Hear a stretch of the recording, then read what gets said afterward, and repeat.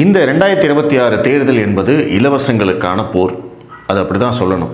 ஏன்னா எல்லா கட்சியும் மாறி மாறி நாங்கள் அதை இலவசமாக கொடுப்போம், இதை இலவசமாக கொடுப்போம் அப்படின்னு சொல்லி இலவசங்களை வாரி இறைக்கிறார்கள்.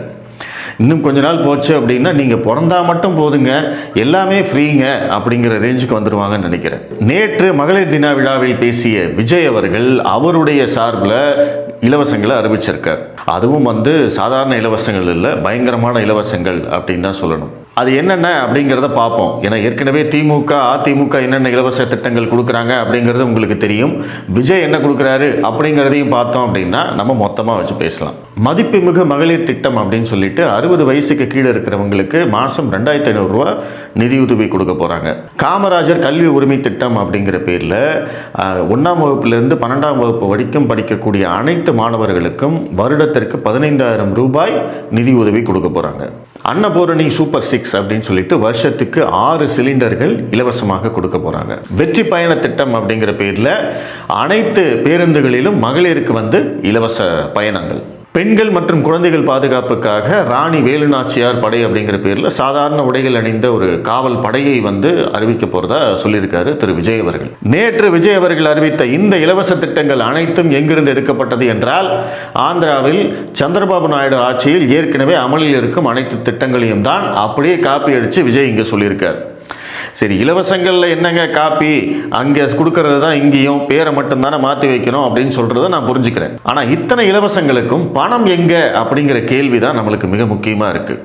இவ்வளவு இலவசங்களை கொடுக்கறதுக்கு பதிலாக நீங்கள் ஒரு கட்டமைப்பை மேம்படுத்தி, மக்களுடைய வாழ்வாதாரத்தை மேம்படுத்தி, மக்களுடைய வாழ்க்கை தரத்தை மேம்படுத்தி, இந்த மாதிரி எத்தனையோ விஷயங்கள் செய்யலாமே அப்படின்னு கேட்டால் இங்கே அதை பற்றி பேசுறதுக்கோ அதை கேட்கறதுக்கோ ஆளே கிடையாது. இன்னும் சொல்ல போனால் நம்ம இலவசத்துக்கு எதிராக பேசினாலே, பார்த்தீங்களா இவன் சமூக நீதிக்கு எதிரானவன், இவன் சமத்துவத்துக்கு எதிரானவன், பார்த்தீங்களா இவன் இலவசத்துக்கு எதிராக பேசுகிறான், இவன்லாம் மேல்தட்டு வர்க்கம், இவன்லாம் ஆதிக்க வர்க்கம் அப்படின்னு நம்மளை பிராண்ட் பண்ணி நம்மளை வில்லனாக்குற வேலையை தான் இவங்க பார்க்குறாங்க.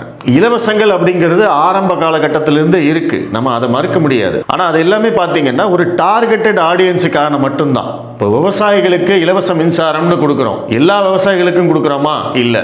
அதற்குன்னு ஒரு கிரைட்டீரியா வச்சு இவங்களுக்கெல்லாம் தான்ப்பா இலவசம் அப்படின்னு சொன்னால் அதில் எனக்கு பிரச்சனையே கிடையாது. அந்த மாதிரி எத்தனையோ மானிய உதவிகள் இங்கே இருக்கு. மாற்றுத்திறனாளிகளுக்கு இருக்கு, கைம்பெண்களுக்கு இருக்கு, பிளஸ் ஆதரவில்லாத பெண்களுக்கு இருக்கு. இந்த மாதிரி ஒவ்வொரு செக்மெண்ட் வைஸ் டார்கெட்டட் ஆடியன்ஸ், அதாவது தேர்ந்தெடுக்கப்பட்ட மக்களுக்கு அவங்களுக்கான இலவசங்களை கொடுப்பதில் எனக்கு எந்த பிரச்சனையுமே கிடையாது. இன்னும் சொல்ல போனால் அப்படித்தான் இலவச திட்டங்களை அமல்படுத்த வேண்டும் அப்படின்னு நான் சொல்லுவேன். ஆனால் இங்கே என்ன நடந்துகிட்டு இருக்கு, எல்லோருக்கும் எல்லாம் இலவசம். இது மெயினாக எங்கிருந்து ஆரம்பிச்சது அப்படின்னா 2006 இந்த கலர் டிவி கொடுக்குறேன் அப்படின்னு சொல்லி ஆரம்பித்தது. அப்போ கூட பார்த்தீங்கன்னா தமிழ்நாட்டில் இந்த கொடுக்கப்பட்ட இந்த இலவசங்கள் பெருசாக இந்தியா முழுவதும் பரவலை. தமிழ்நாட்டில் இப்படி இவர்களாம் இலவசம் கொடுத்து இது பண்ணுறாங்களே அப்படின்னு சொல்லி எல்லாரும் பார்த்தாங்களே தவிர, இந்தியா முழுக்க அதே மாதிரியான இலவச திட்டங்களை அறிவிச்சிட்டாங்க அப்படின்னா அந்த மாதிரி எதுவும் பண்ணலை.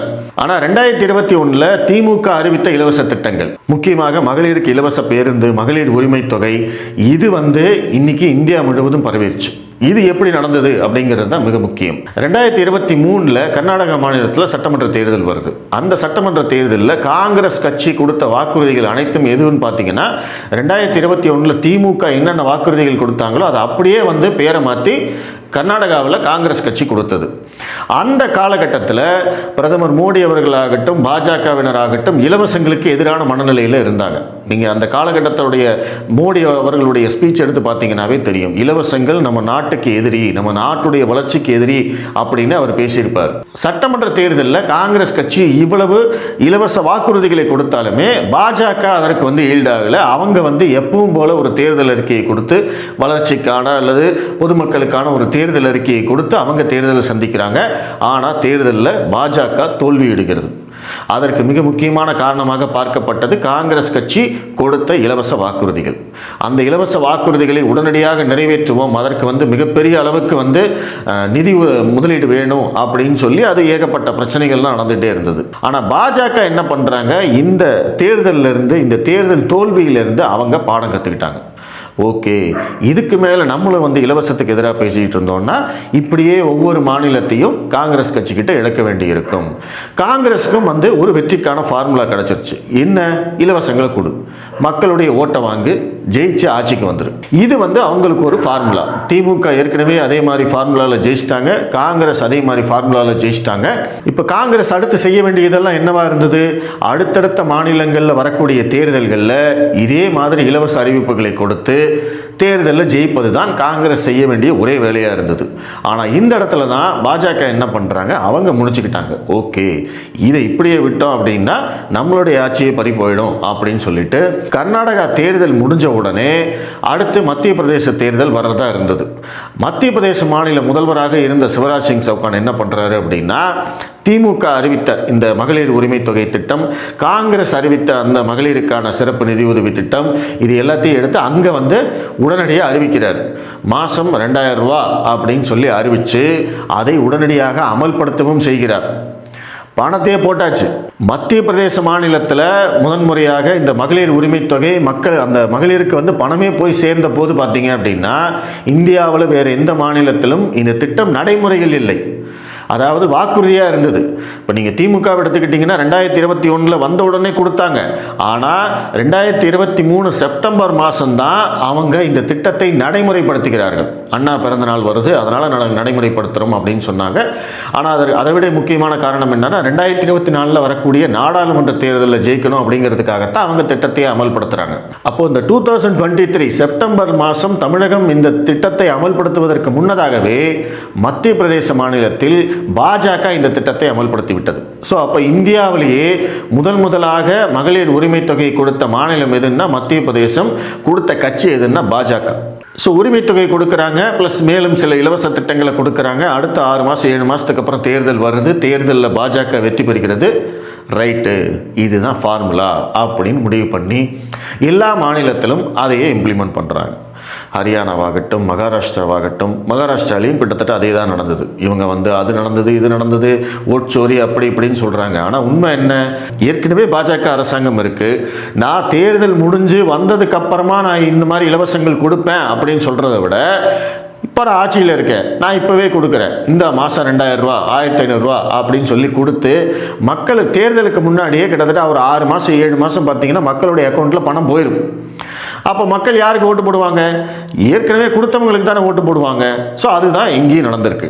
அதனுடைய அடுத்த கட்டமாக பீகார் மாநில தேர்தலில் பெண்களுக்கான சுய உதவிக்குழு அந்த நிதி அது வந்து 10,000 ரூபா கொடுத்தாங்க. அது வந்து இலவசம் கிடையாது, அது வந்து கடன் உதவியாகத்தான் 10,000 அனைத்து பெண்களுக்கும் கொடுத்தாங்க. அதுவும் வந்து ஒரு மாஸ்டர் ஸ்ட்ரோக். அந்த திட்டத்தால் என்னாச்சு? பெண்களுடைய வாக்கு சதவீதம் அதிகரிச்சது. பெண்களுடைய வாக்குகளை மொத்தமாக வந்து பாஜக மற்றும் நிதிஷ்குமார் கூட்டணி வந்து ஸ்வீப் பண்ணிட்டாங்க. அதனால் அதிரி புதிரி வெற்றி.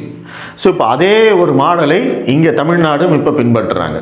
ஓகே, நான் இப்போ ஆட்சியில் இருக்கேன், நான் ஏற்கனவே வந்து மாதம் 1000 ரூபா கொடுத்துக்கிட்டு இருக்கேன், மாணவர்களுக்கு 1000 ரூபா கொடுத்துக்கிட்டு இருக்கேன், பெண்களுக்கு இலவச பேருந்துகள் கொடுத்துக்கிட்டு இருக்கேன். பட் இருந்தாலும் இதெல்லாம் பத்தாதே அப்படின்னு நினச்ச தமிழக முதல்வர் ஸ்டாலின் திமுக என்ன பண்ணுறாங்க? 5000 ரூபா எடுத்து போடு, பொங்கலுக்கு 3000 ரூபா கொடு, ப்ளஸ் அது இல்லாமல் மற்ற மானியங்கள்னு சொன்னேன் இல்லையா, மாற்றுத்திறனாளிகளுக்கு, ஆதரவற்ற முதியவர்களுக்கு, விதவை பெண்களுக்கு, இவங்களுக்கெல்லாமும் கொடுத்துக்கிட்டு இருக்காங்க. அவங்களுக்கும் வந்து எக்ஸ்ட்ரா போனஸ் மாதிரி கொடு அப்படின்னு சொல்லி கொடுத்துருக்காங்க. இப்போ இதோட முடிஞ்சிருச்சா அப்படின்னு கேட்டால் அதுதான் கிடையாது. இப்போ திமுக வந்து 1000 ரூபா கொடுத்துக்கிட்டு இருக்காங்க, அதிமுக வந்து 2000 ரூபா சொல்லிட்டாங்க, திமுகவும் வந்து பார்த்தீங்கன்னா அடுத்து 2000 ரூபா சொல்லியிருக்காங்க. மேலும் பல இலவச அறிவிப்புகள், தேர்தல் வாக்குறுதி அப்படின்னு வெளியிடும் போது பார்த்தீங்கன்னா கண்டிப்பாக திமுகவுடைய தேர்தல் வாக்குறுதி ஒரு மாஸ்டர் ஸ்ட்ரோக்காக தான் இருக்கும். முடியுதோ முடியலையோ அடிச்சு விடுவாங்க அவங்க. மற்ற கட்சியெல்லாம் வந்து பார்த்தீங்கன்னா இதை நம்ம சொல்கிறோமே, இது எப்படி செய்கிறது அப்படின்னு யோசிச்சுட்டு இருப்பாங்க. ஆனால் திமுக அப்படிலாம் யோசிக்காது. ஏன்னா அவங்க வந்து என்ன தேர்தல் வாக்குறுதிகள் கொடுத்தாலும் அதை எதிர்கொள்ளும் திறமை அவங்க கிட்ட இருக்கு. இப்போ நீங்கள் 2021 தேர்தலே எடுத்துக்கிட்டிங்கன்னா எவ்வளவோ வாக்குறுதிகள் கொடுத்தாங்க, அது எல்லாத்தையும் நிறைவேற்றிட்டாங்களான்னு கேட்டால் கிடையவே கிடையாது. ஆனாலும் கெத்தா சுற்றிட்டு இருக்காங்கல்ல. இன்னைக்கு இருக்கிற மீடியாவோ, இன்னைக்கு இருக்கிற சமூக வலைதளமோ யாராவது ஒரு கேள்விக்கு அவங்களுக்கு பதில் சொல்றாங்களா? ஆனா மற்ற கட்சிகளுக்கு இந்த மாதிரியான ஒரு குஷன் பீரியட் கிடையவே கிடையாது.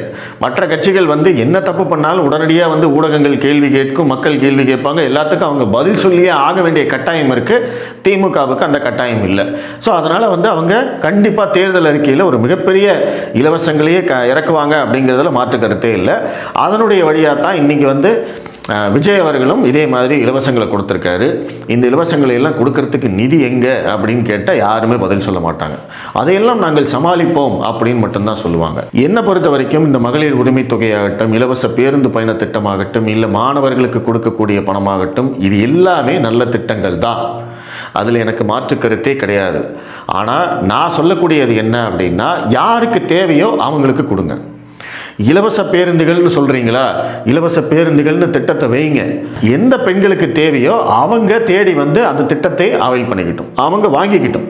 எனக்கு இலவச பேருந்து வேணும் அப்படின்னு சொல்லி அவங்களுடைய டீட்டெயில்ஸை ரெஜிஸ்டர் பண்ணிவிட்டு ஒரு பாஸ் கொடுங்க, அவங்க அதை வச்சு இலவச பயணம் பண்ணிக்கிட்டோம்.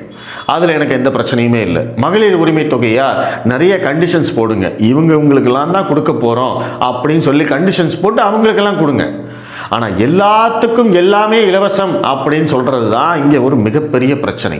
ஆனால் இதை வந்து நம்ம பேசணும் அப்படின்னா நேக்கா இவங்க என்ன பண்ணுவாங்க, பார்த்தீங்களா இவன் இலவசத்துக்கு எதிரானவன்னு அப்படியே பிளேட்டை திருப்பி போட்டு இது மாதிரி வந்து ஏகப்பட்ட வேலையை செய்வாங்க. இப்போ நீங்கள் பெண்களுக்கான இலவச பேருந்து பயண திட்டம்னு இவங்க கொடுக்குறாங்க, சரி ஓகே. சில வருஷங்கள் முன்னாடி பாரத பிரதமர் மோடி அவர்களே வந்து இதை கேட்டார், நீங்கள் வந்து பஸ்ஸை வந்து ஃப்ரீயாக கொடுத்துட்றீங்க அப்படின்னா அந்த சிட்டியில் வந்து எப்படி மெட்ரோ சக்ஸஸ்ஃபுல்லாக ஓடும் அப்படின்னு கேட்டார். மெட்ரோ மட்டும் இல்லை, அங்கே இருக்கக்கூடிய ஆட்டோ டிரைவர்கள், அங்கே இருக்கக்கூடிய கால் டாக்ஸி டிரைவர்கள், இவங்களுடைய தொழிலெலாம் என்ன ஆகும்? இதை பற்றியெல்லாம் யார் யோசிக்கிறது? அப்போ அவங்கெல்லாம் எங்கே போவாங்க?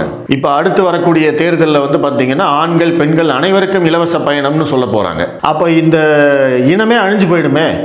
யார் ஆட்டோவில் போவாங்க? பேருந்து இலவசமாக கொடுக்குறீங்க, அது எத்தனை பேருந்து வரப்போகுது அப்படிங்கிறதெல்லாம் தெரியாது. ஆனால் கண்டிப்பாக இவங்க பாதிப்படைவாங்கல்ல. அப்போ அவங்களுக்கு என்ன பதில்? அப்போ அவங்க அந்த தொழில் என்ன ஆகும்? இந்த மாதிரி நிறைய கேள்விகள் இருக்குது. ஆனால் இந்த கேள்விகளுக்கெல்லாம் நம்மளுக்கு பதிலே கிடையாது. ஸோ அதனால தான் சொல்கிறேன், இந்த 2026 அப்படிங்கிறது இந்த இலவசங்களுக்கான போர் அப்படின்னு தான் இருக்க போகுது. கண்டிப்பாக இதற்கு வந்து ஒரு கடிவாளம் போட்டே ஆகணும்.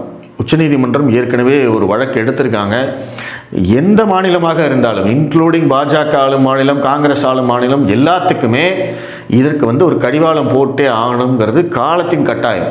இல்லைன்னா இது எங்கே போகும்னே தெரியாது. இப்போ தமிழ்நாட்டோட கடன் கிட்டத்தட்ட 10 லட்சம் கோடி ரூபாய். இப்போ நீங்கள் மற்ற மாநிலங்களில், இப்போ குஜராத்தில் எடுத்துக்கிட்டீங்க அப்படின்னா இவ்வளவு இலவசங்கள் கிடையாது. அங்கேயே மானியங்கள் இருக்குது, ஆனால் இலவசங்கள் எல்லாத்துக்கும் எல்லாம் இலவசம் அப்படிங்கிறது கிடையாது. ஆனால் அடுத்த தேர்தலில் கண்டிப்பாக குஜராத்லேயும் அமல்படுத்தப்படும். இன்னைக்கு தேதிக்கு எடுத்துக்கிட்டிங்கன்னா குஜராத்துடைய கடன் 4.5 லட்சம் கோடி ரூபாய், தமிழகத்துடைய கடன் 10 லட்சம் கோடி ரூபாய். அதே மாதிரி டாஸ்மாக் வருமானம் நீங்கள் எடுத்து பாருங்க.